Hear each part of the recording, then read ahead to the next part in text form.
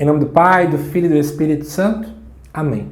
Amados irmãos e irmãs, é com muita alegria que nós estamos aqui para juntos estudar e meditar a primeira leitura que a Igreja nos apresenta para esta segunda-feira da quarta semana da Páscoa. O texto de hoje se encontra lá dentro do livro de Atos dos Apóstolos, no capítulo 11, versículos de 1 até o 18, que nos diz assim: Naqueles dias, os apóstolos e os irmãos que viviam na Judéia souberam que também os pagãos haviam acolhido a palavra de Deus. Quando Pedro subiu a Jerusalém, os fiéis de origem judaica começaram a discutir com ele, dizendo: Tu entraste na casa de pagãos e comeste com eles. Então Pedro começou a contar-lhes, ponto por ponto, o que havia acontecido. Eu estava na cidade de Jope e, ao fazer oração, entrei em êxtase e tive a seguinte visão. Vi uma coisa parecida com uma grande toalha, que, sustentada por 4 pontas, descia do céu e chegava até junto de mim. Olhei atentamente e vi dentro dela quadrúpedes da terra, animais selvagens, répteis e aves do céu. Depois ouvi uma voz que me dizia: Levanta-te, Pedro, mata e come. Eu respondi: De modo algum, Senhor, porque jamais entrou coisa profana e impura na minha boca. A voz me disse pela segunda vez: Não chames impuro o que Deus purificou. Isso repetiu-se por 3 vezes. Depois a coisa foi novamente levantada para o céu. Nesse momento, 3 homens se apresentaram na casa em que nos encontrávamos. Tinham sido enviados de Cesareia à minha procura. O Espírito me disse que eu fosse com eles sem hesitar. Os 6 irmãos que estão aqui me acompanharam, e nós entramos na casa daquele homem.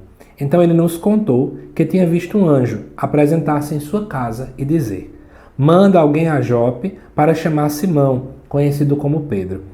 Ele te falará de acontecimentos que trazem a salvação para ti e para toda a tua família. Logo comecei a falar, o Espírito Santo desceu sobre eles, da mesma forma que desceu sobre nós no princípio. Então eu me lembrei do que o Senhor havia dito. João batizou com água, mas vós sereis batizados no Espírito Santo. Deus concedeu a eles o mesmo dom que deu a nós, que acreditamos no Senhor Jesus Cristo. Quem seria eu para me opor à ação de Deus? Ao ouvirem isso, os fiéis de origem judaica se acalmaram e glorificaram a Deus, dizendo: Também aos pagãos Deus concedeu a conversão que leva para a vida. Amados irmãos e irmãs, talvez para o tempo que a gente está vivendo hoje, muita gente não entenda a importância desse relato que é apresentado aqui na primeira leitura. A questão é a seguinte: todo judeu que se preze antigamente, ele passava por um defeito, né? A gente analisa assim um defeito hoje. Infelizmente, os judeus achavam, de algum modo, que só quem poderia receber o anúncio da salvação, o anúncio da palavra de Deus e por aí vai, seriam aqueles que vinham de corrente judaica. Então teria que ter algum pai judaico ou mãe judaica e por aí vai. As pessoas que por algum motivo vieram de outro país, de um outro lugar, de outra religião, essas pessoas eram vistas pagãs e elas não teriam as mesmas regalias, né? Muitas vezes até eram vistas como excluídas mesmo. Essas pessoas seriam fadadas à distância com Deus para sempre. Então aquela ideia, né, que você vai ter de que por causa do seu sangue, se você vem nessa árvore genealógica ou não, tu seria salvo ou não.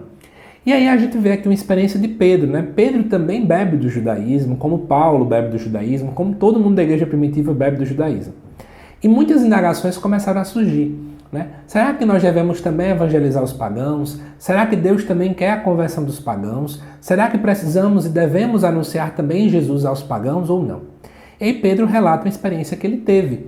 Uma experiência em que ele, de modo algum, pelo menos é o que o texto nos aponta, né, que Pedro não queria de modo algum ali comer animais selvagens, quadrúpedes da terra, répteis e aves. E Pedro fala, né, dentro dessa visão, que ele não quer comer de jeito nenhum, porque ele não come coisa impura. Porque ele não quer ter contato com coisas impuras. E aí Deus fala algo muito bonito, né? Não chames impuro o que Deus purificou. E como é repetido 3 vezes, para o judeu não existia superlativo. Então não tem a palavra santíssimo, por exemplo. Então, eles usavam 3 vezes para falar que era perfeitamente santo. Então quando uma frase é repetida 3 vezes é porque indica perfeição, indica veracidade. Então Deus purificou. Se Deus purifica, quem é você para poder reclamar? E aí, nesse momento, Pedro tem uma espécie de insight e ele se toca. Opa, também aos pagãos Deus quer que abra a salvação. Também aos pagãos Deus quer purificar, Deus quer que evangelizemos. Partindo então desse caminho, especificamente falando, a coisa muda de figura. E o povo começa então a entender a importância da universalidade da salvação. Só que, gente, quando eu falo que esse texto parece estranho, é porque particularmente eu entendo desde sempre a importância de nós evangelizarmos a todos. Mas, infelizmente, ainda tem gente que não tem essa visão. Infelizmente, ainda no tempo de hoje, temos pessoas que têm uma visão de que parece que nós somos uma raça eleita, e somos uma raça eleita. Somos um povo sacerdotal, e somos mesmo, mas não é porque nós somos eleitos que a gente só deve evangelizar também quem já é católico. É preciso fazer uma evangelização onde nós possamos sair, né?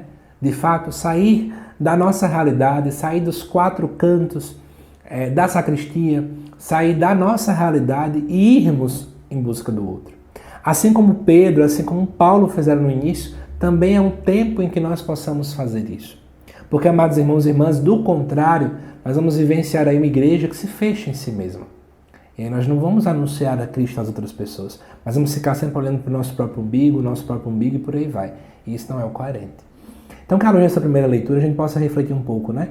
Será que a gente se sente mais puro do que o outro, ao ponto de que eu não queira tocar no outro, que eu não queira evangelizar o outro, que eu queira distância do outro? Ou será que nós entendemos que a salvação do Senhor também rompe barreiras?